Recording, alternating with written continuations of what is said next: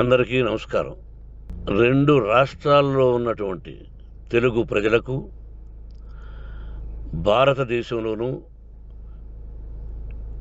యావత్ ప్రపంచంలోనూ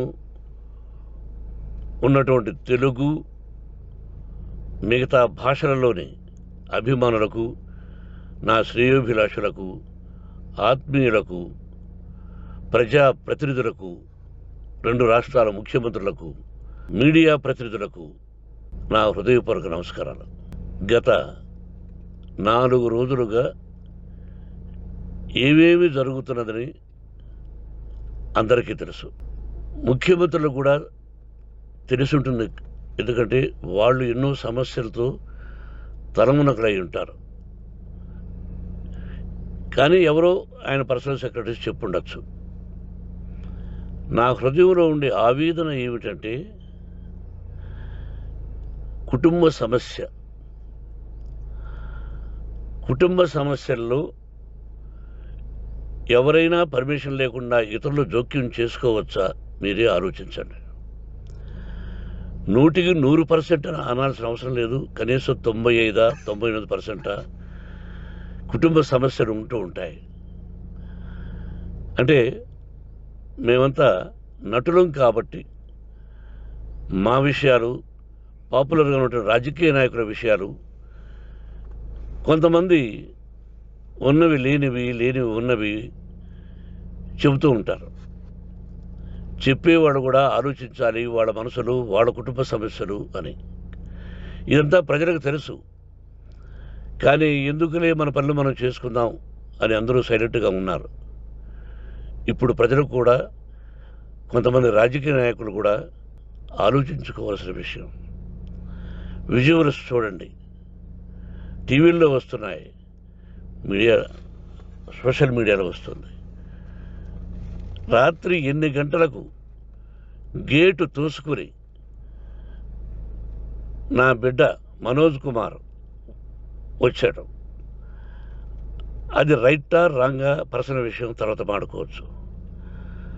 పత్రికాధిపతులు, అది పత్రికా సోదరులు 4 రోజుల నుంచి నా ఇంటి ముందు మనుషులను పెట్టుకుని, వ్యాన్లు పెట్టుకుని అలా ఉండడం ఎంతవరకు న్యాయం?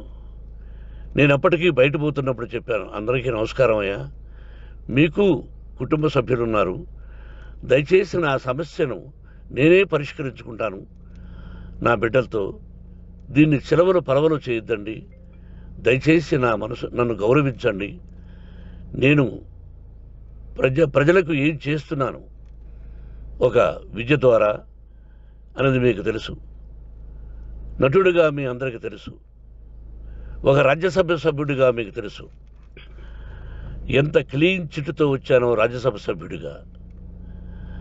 నా హృదయంలో ఉండే ఆవేదన చెప్పనలవే కాదు, మీకే చెప్పాలి.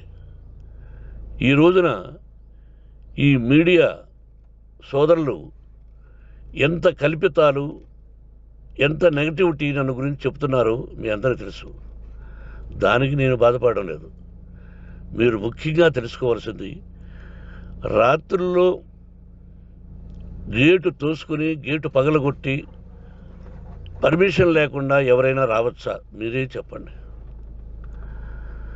వచ్చిన వాళ్ళు అందరూ మీడియా సోదరులా, లేకపోతే ఇంకెవరైనా నా మీద పగ, రాగద్వేషాలతో ఏదో ఒక ఛానల్ చేతులు పెట్టుకుని అలా వచ్చి ఉంటారేమో సందేహం. కానీ వాళ్లను కొట్టాలని, తిట్టాలని మనసా వాచ దైవ సాక్షిగా నేను అలా ఆలోచించేవాడిని కాదు. ఎందుకు? వాళ్ళు ఉద్యోగస్తులు, నేను కూడా ఉద్యోగస్తునే, అందరూ కూలివాళ్ళం. భగవంతుడు ఇస్తుంటాడు మనకు కూలి. ఎవరికి ఏమిటి అనేది ఆయన నిర్ణయిస్తాడు. ఇది మీ అందరికీ తెలుసు. వాళ్లకు నేను చెప్పినా వినకుండా ముందు నమస్కారం పెట్టాను. అయినా అతను నేను కొట్టామనే చెప్తున్నారు తప్ప, మైక్ తీసుకెళ్ళి నోట్లో పెట్టాము, నా కన్ను పోవలసింది. కన్ను పోయి ఉంటే అప్పుడు నేను కేసులు పెట్టాలి. అది నా కన్ను పోలేదు, కొంచెం తగిలింది కంటి కింద, నేనే ఎస్కేప్ అయ్యాను. లేకపోతే నా జీవితం గుడ్డిదయ్యేది. అతనికి తల కాదు చెంప మీద తగిలిందన్నారు. ఓకే, ఆ చీకట్లో ఎలా జరిగిందన్నది వాస్తవమే. మైకు లాక్కోవడం, వాడు నన్ను కేకలేయడం, ఆ దీనిలో ఘర్షణ జరిగింది. నేను కొట్టిన దెబ్బ అతనికి తగిలింది అన్నారు. దానికి హృదయపూర్వకంగా బాధపడుతున్నా. అతను నాకు తమ్ముడే. ఒక తల్లి బిడ్డలం కాకపోయినా I love them, I like them. అటువంటిది ఈ రోజుకి బాధపడుతున్నా నేను. అయ్యో, అతని భార్య ఎంత బాధపడుతుందో, అతని పిల్లలు ఎంత బాధపడుతున్నారో అని నేను ఆలోచిస్తున్నా. మరి నేనెంత ఆవేదనకు గురి హాస్పిటల్లో అయ్యానో. నటించింది సినిమాలో నటిస్తాను తప్ప నిజ జీవితంలో నటించాల్సిన అవసరం లేదు. నాకున్నది ఒకటి ధైర్యం, సాహసం. నీతిగా, న్యాయంగా, ధర్మంగా బ్రతకాలన్నది నా ఆలోచన. ఎందుకు కొట్టాలి? గేటు బయటుండి నేనేమైనా అసభ్యకరంగా వాళ్ళని కొట్టుంటే డెఫినెట్గా నా మీద 50 కేసులు కాదు 100 కేసులు పెట్టి నన్ను అరెస్ట్ చేయొచ్చు. లేకపోతే నేనే పోలీస్ స్టేషన్కి పోయి, అయ్యా, ఆవేశంలో నా ఇంటి బయట ఉన్న వాళ్ళను కొట్టాను, నాది తప్పే అని పోలీస్ స్టేషన్కి ధైర్యంగా పెడతాను. కానీ ఇంటి లోపలికి వచ్చి నా ఏకాగ్రతను, నా మనశ్శాంతిని భగ్నం చేశాడు. ఆల్రెడీ నా బిడ్డ చేస్తున్నాడు. అయినా నీ కన్నబిడ్డ, ఎప్పటికీ నీ కన్నబిడ్డే. ఏదో ఒక రోజున న్యాయం జరుగుతుంది, మేము కూర్చొని మాట్లాడుకుంటాం. దీనికి మధ్యవర్తులు అక్కర్లే. కుటుంబ సమస్యలకు బయట వాళ్ళని పిలిపించి ఇలా చేయండి, మీరు ఇలా మాట్లాడండి అని చెప్పక్కర్లే. కట్టు బట్టలతో మద్రాసుకు వెళ్ళేవాడిని. ఆల్రెడీ మీకు చెప్పాను. పైసా లేకుండా కట్టుబట్టలతో, చెప్పులు సగం కింద అరిగిపోయి అలా వెళ్ళినవాడిని. మా తల్లిదండ్రులు అద్భుతమైన జన్మను ప్రసాదించారు. ఒక్క పైసా ఇవ్వాల.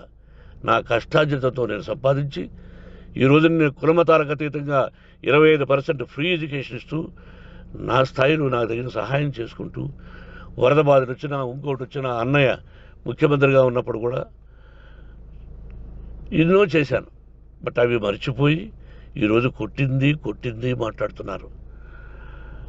ప్రజాప్రతినిధులారా, నా అభిమానులారా, తెలుగు ప్రజలారా, తమిళ, మలయాళం, కన్నడ అభిమానులారా, ఆలోచించండి.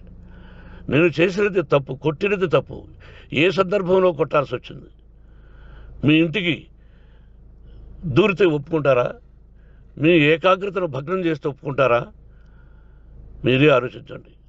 న్యాయాధిపతులు కానీ, ప్రజాప్రతినిధులు కానీ, అభిమానులు కానీ, వ్యాపారస్తులు కానీ, ఇదే మీడియా ప్రతినిధులు కూడా వాళ్ళ ఇళ్ళలోకి ఎవరైనా దూరి, ఏయ్ మన గురించి ఇలా రాశావు అని ఆ ఇళ్ళల్లోకి ఒక 10 మంది వెళితే వాళ్ళు దండం పెట్టి పంపిస్తారా? ఏం చేస్తారు చెప్పండి? మీకు టీవీలు ఉన్నాయి, మాకు టీవీలు లేవు. నేను కూడా రేపు టీవీ పెట్టచ్చు. అది కాదు గొప్ప. నా హృదయపూర్వకంగా చెప్తున్నా, అతని మనసును బాధ పెట్టినా, అతను గాయమైన దానికి చాలా చింతిస్తున్నాను. చింతించే లాభం ఏమిటండి అంటే, మరి ఏం చేయాలి? మీరు చేసిందేంటి? మళ్ళీ చెప్తున్నా, అసలు అతను నిజంగా జర్నలిస్టా కాదా అని ఆ చీకట్లో నాకు ఎలా తెలుస్తుంది? టీవీ 9 అని నాకు ఎలా తెలుస్తుంది? ఏదో ఒక కట్టి మీదకి ఒక మైక్ వచ్చింది, దానికి అబక్కం లాక్కున్నాను. ఇది వాస్తవమే, అసత్యం కాదు. అది టీవీ 9, ఆ టీవీ 9 మైక్నే లాక్కోవాలి. అది ఏంటండి? నేనేమన్నా మూర్ఖుడినా? వాళ్ళందరూ నాకు కావలసిన వాళ్ళే. ఈ రోజున ఆ రజనీకాంత్, అతను కూడా ఎన్నో ఫోన్లు నేను చాలా సందర్భాల్లో మాట్లాడున్నాను. ఇట్స్ లైక్ మై సన్నా, లేకపోతే బ్రదరా, అలా ఉంటాం.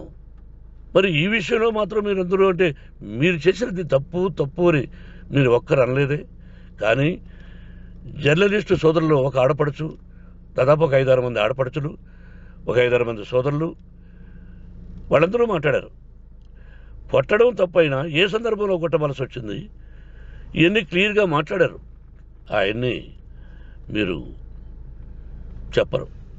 కాబట్టి పైన భగవంతుడు చూస్తున్నాడు. పోలీస్ అంటే నాకు ఇష్టం. ప్రజలను కాపాడవలసిన బాధ్యత వాళ్ళది, రక్షణ కల్పించవలసింది. నా విద్యాలయానికి కూడా ఐపీఎస్లు ఐఏఎస్లు అయిన విద్యార్థులు ఉన్నారు. వాళ్ళకు న్యాయం ధర్మం నేర్పించి పంపించాను నా ఇన్స్టిట్యూషన్లో. But they are perfect. కొంతమంది ఐపీఎస్లు ఐఏఎస్లు డీసీపీలు ఇలా చాలామంది ఉన్నారు. బట్ ఎక్కడెక్కడో పనిచేస్తున్నారు. వాడు నా బిడ్డలు, మరి వాళ్ళు కూడా పోలీసు ఉద్యోగస్తులే కదా, న్యాయంగా ఉన్నారు కదా. కానీ ఇక్కడ మాత్రం ఏకపక్ష నిర్ణయం ఏమి చేస్తున్నారో మీరే ప్రజలారా చూడండి, ఆలోచించండి. నేను న్యాయమా అన్యాయమా, నేను చేసింది న్యాయమా అన్యాయమా, మీరే ఆలోచించండి. నా ఇంటికి తలుపులు బద్దలు కొట్టి రావడం న్యాయమా, మీరే చెప్పండి. ఎల్లప్పుడూ మీ ఆశీస్సులు కోరుకునే మీ మోహన్ బాబు. నమస్కారం.